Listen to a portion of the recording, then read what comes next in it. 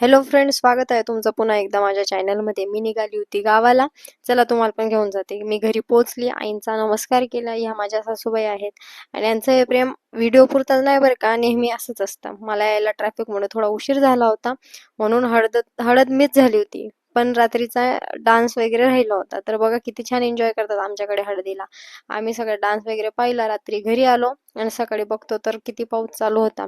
माझी तयारी झाली होती पूर्ण पुन्हा पुण्याला जाण्याची, कारण मला लग्नाला जायचं नव्हतं. दुसऱ्या दिवशी ऑफिस होतं आणि एवढा वेळही नव्हता की लग्न करून पुन्हा पुण्याला जायचं, म्हणून मी सकाळीच निघणार होती.